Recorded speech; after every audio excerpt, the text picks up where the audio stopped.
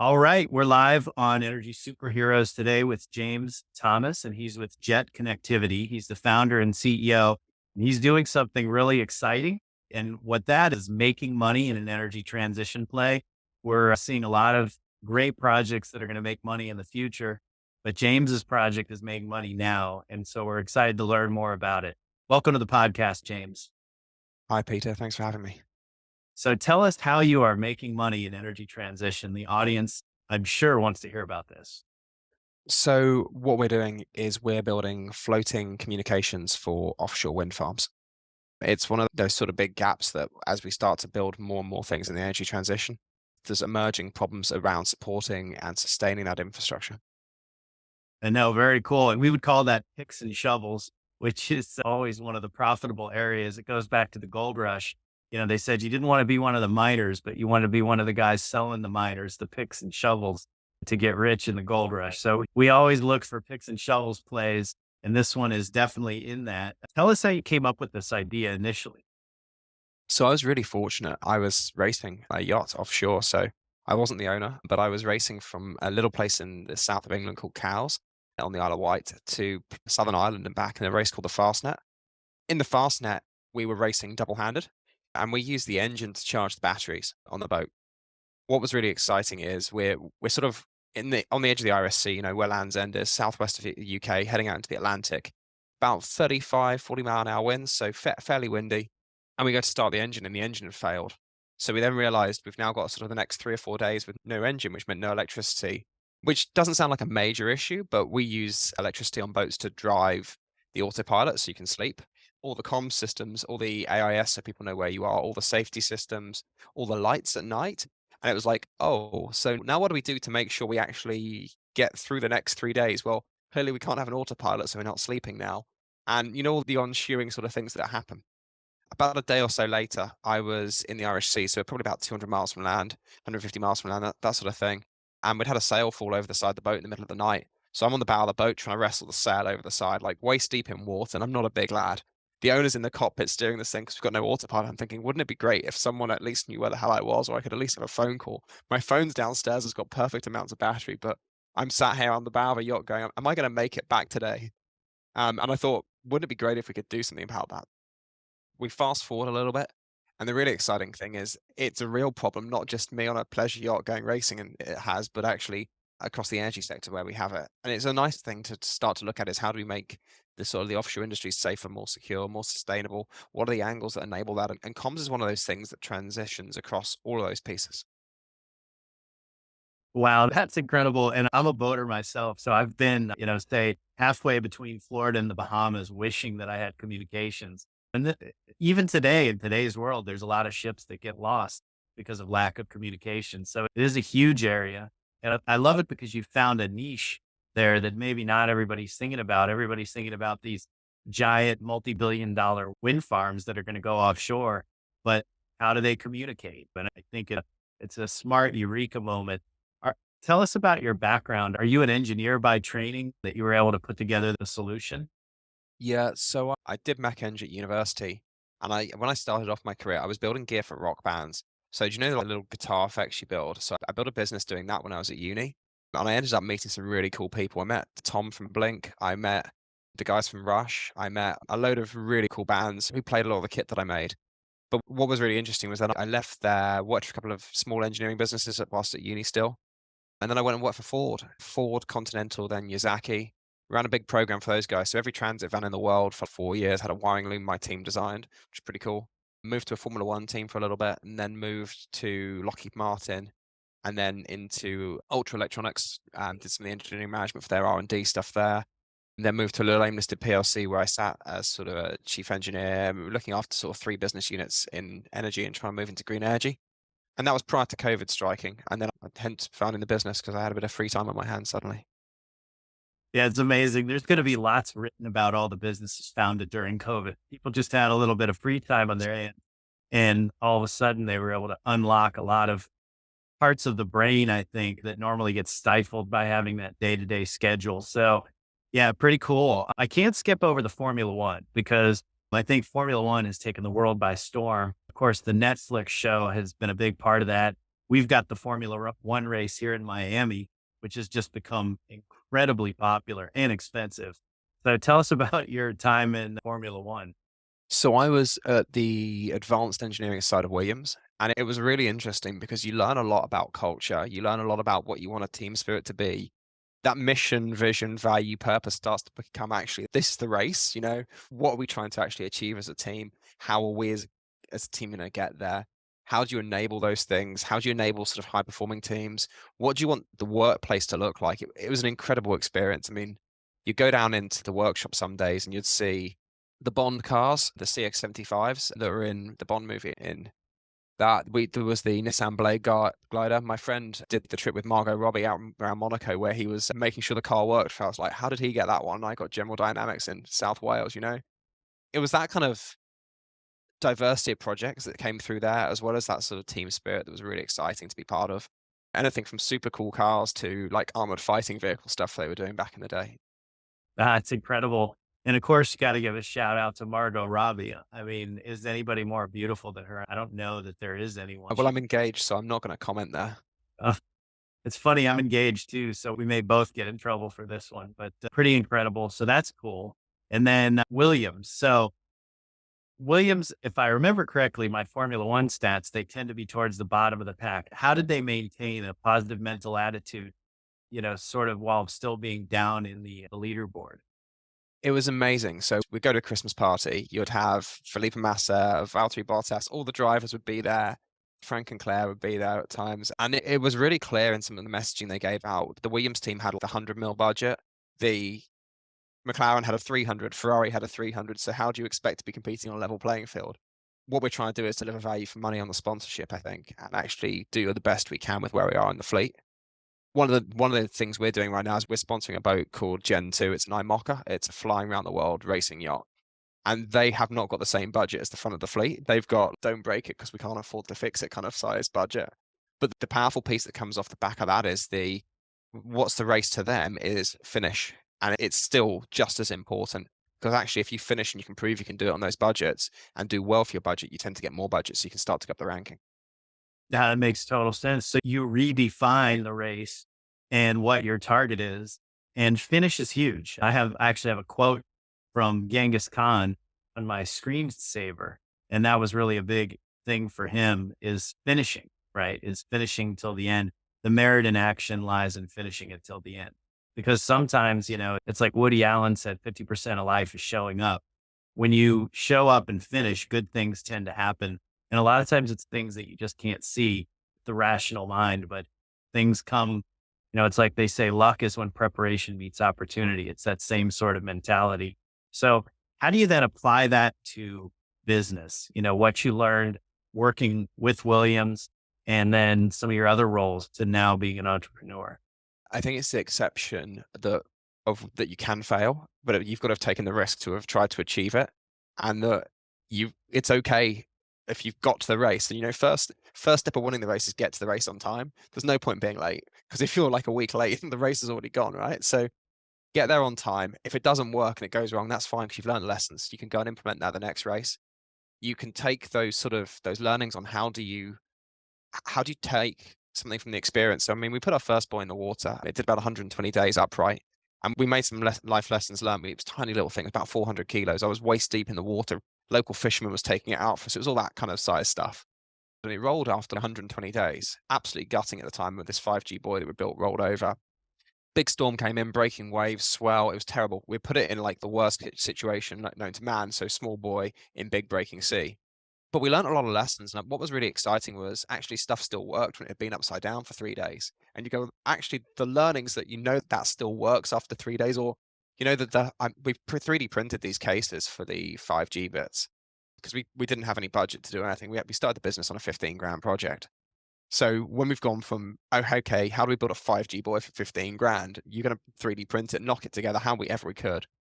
But actually parts of it really did work. And you went, that was really good. And we took those learnings rather than it to sort of it went upside down. It wasn't what we wanted. And I think that's the important thing to take away as your learnings is that there's different levels of success you can have within failure. Yeah, no doubt about it. And you've got to have a healthy dose of patience. And I think that's where people get frustrated is they expect a certain outcome. And then when it doesn't work exactly like they thought, they get impatient because they're like, oh man, that's going to take another year, however long it's going to take. But that's really the challenge of being an entrepreneur is having that patience to stick through it. So let's talk a little about the product. You mentioned a buoy. Tell us about how the product works, what it is, what it does. And one question I have is, it sounds like you have a bit of first mover advantage. How do you maintain that competitive advantage as other companies start to look at this space? So that's a really good set of questions. So what we've built is we've built a 5G software stack. So think of your Nokia, but really on light. We built the 5G hardware stack. And the reason we built those two bits is we've designed them for the environment. They're not designed to go and sit next to a football stadium and 20,000 people. They're not designed to be on land. They're designed to be in a maritime environment. We've then designed the towers these things go on. So it's not just a standard buoy in the UK. It's like a really quite a specialist bit of infrastructure. And then what we've also done is we've looked at what the model is, and therefore we're selling the service. We're not selling the product, we're selling the service. So I think you're right that we do have a first mover advantage, but the and how we maintain it's going to be interesting. I think we're not really too concerned about people trying to build the same product as us because I think it's such a niche product. It's either going to work or not work, if that makes sense. The bit that we're more concerned about is the sort of the bigger market forces. Do people want to lay more fibers? Do people adopt this? Where does SATCOM come in terms of satellite to device comms? Do they actually make that work? How do people accept the sustainability around the SATCOMs? Is that something that people are willing to accept? Those market forces I think are more interesting for us. Yeah, incredible. And I think the sustainability angle has been a huge game changer in the market from the standpoint of you used to just be able to think about is it the best product at the best price for the market? Does it meet the demand? But now you have that next component, almost like a 3D component of what's sustainability? How do you define that? And it's a combination of numeric definition as well as political, because sometimes you see a product that's very sustainable, but maybe politically people perceive it as not political or not sustainable. So you have these challenges. How do you guys preserve your competitive angle in the market? Do you have patents or some kind of proprietary IP around your product? Or is it more of a land grab, like just get out there? We've got a couple of bits. We've got some patents. We're moving into the sort of the let's get out there quick as well. Again, I mean, most markets get sewn up by two or three major players quite quickly. If we're first and it's a big enough market, then if we're one of those three, we're going to be fairly happy. But also, if we've got some proprietary tech in there, that's good. So we've got some patents around like wind profiling. And the reason we've done bits like that is it's around what's the value add, what's the service we're trying to actually offer. Because people pay for comms, but actually, if I can drive the turbine, then I've got a bigger play. What I'm looking for is the actually enabling all the other things, all the financial services that come off the back to go, hey, what's the data that comes off these things that enables us to turn the turbines on minutes earlier, minutes later, gets a bit more out the infrastructure because the cost of the infrastructure is where you're going to make the value, which is the percentage increment on their billions of cap they've put in. And if we can enable a change in that, that makes a bigger impact than just the comms budget. That makes total sense. And then other than wind farms, is there other type of offshore infrastructure that you guys see coming in the future? Like, for example, we've seen ocean carbon capture type technologies as opposed to direct air capture because there's more carbon in seawater concentration wise than there is in air. So we're starting to see stuff like that. Or we're seeing wave energy projects or other types of offshore technologies. I mean, I'm quite close to a group of chaps that built a project called Secure in the UK, which is collecting carbon from the ocean. I past employer was quite close to them, and I sort of helped put some of the initial stages of the consortia together. One of the things that's really exciting with that is, yeah, pulling carbon from the sea is a great way to pull it out 'cause it's much more dense. But then you've got the other challenges of ocean acidification, biodiversity challenges, what actually we're doing about purifying water, et cetera, plus the longevity of those technologies. I don't think they're coming to market in the next 5 to 10 years unless we can start to work through some of the biodiversity pieces they're going to have as alternative impacts. I think floating solar and floating wave energy are certainly interesting opportunities. They come with their own challenges, though. It's like you put anything in a marine environment, if it moves, it's going to break. If it doesn't move, it probably will break. And if it, and it's being honest, right? Everything that you put in probably the harshest environment known to man. So our ethos was let's build the simplest structure we can. Let's have nothing move. So I'm not sure whether wave to energy will have enough traction to get the price per kilowatt down and low enough to be competitive with things like wind. Solar might do, But again, it's a case of what's the rare materials going into that and what's actually the carbon footprint going to be if we start to move into a more sustainable future where carbon's much more calculated. Yeah, those are all great questions. So, focusing on wind, what do you see as being the biggest impediment to more offshore wind getting built? There's a lot of issues about conserving marine mammals. I think we need more data to do that. I mean, it's when you realize the amount of birds that turbines kill. It's like cats and then turbines, the two things that kill birds. Understanding where they exist in migratory patterns, data points like that are really essential to making sure we don't have adverse impacts in what we're doing. The same with whales. I know there's been an issue up in the sort of off the northeast coast of the States where there's been a lot of ships hitting whales over the last couple of years. Again, if we build more offshore infrastructure, we've got more ships, more support vessels, we don't want to be having adverse impacts. So I think there's still a fairly high regulatory barrier to entry into those markets.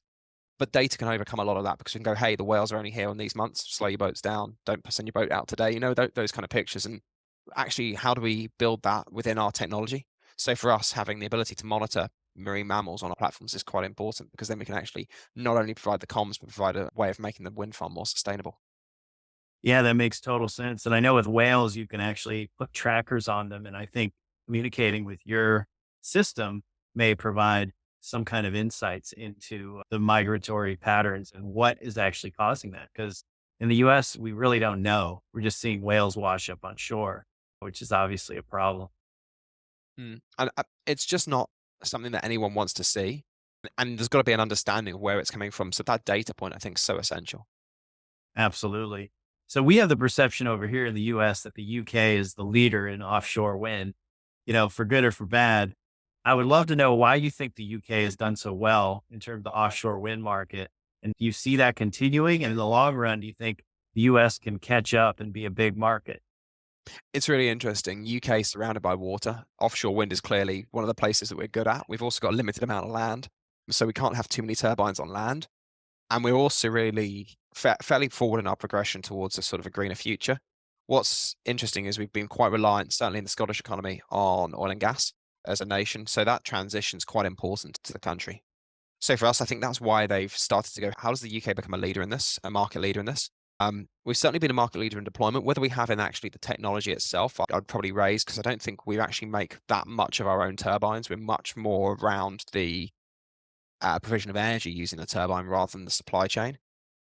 I think the US could catch up. I mean, if you look at the numbers that you're predicting, you within 7 years they should be on par with each other. But everything in the States goes quite big quite quickly, which I think is probably quite a good thing for us, especially with some of the recent visits over to the States we've been having. No, very good. Well, that's great. And yeah, we like to say over here, go big or go home. So we do tend to get big quickly. And I will give a plug to the Gulf of Mexico at the University of Houston.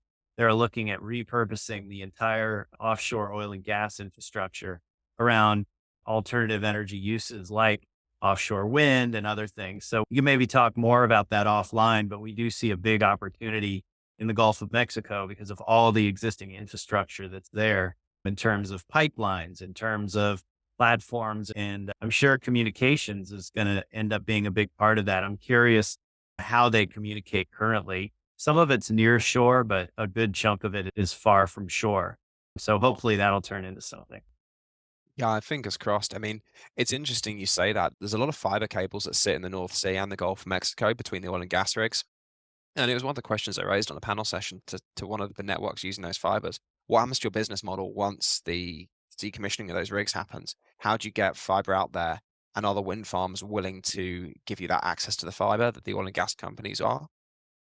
It's a big question. And we just saw one of the companies, significant player in the sector, file for bankruptcy over this decommissioning liability.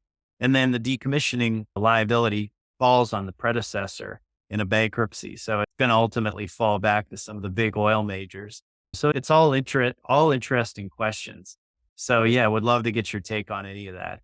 Did you, I mean, I'd start it with there was a report that you might or might not have seen that was all around, hey, don't actually decommission the turbine. You've created marine ecosystems around them.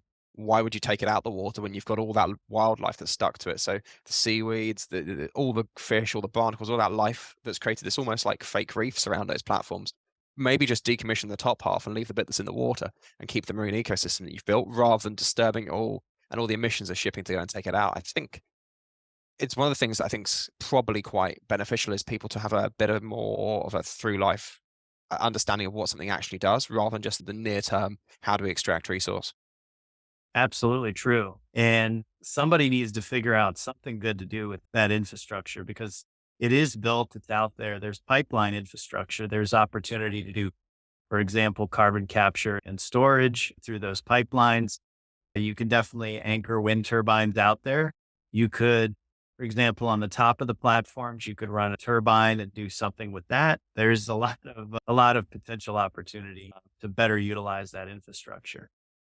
Yeah, I think the carbon sequestration thing is going to be really big. Do we actually end up with a market where we're pumping it down back into the hole?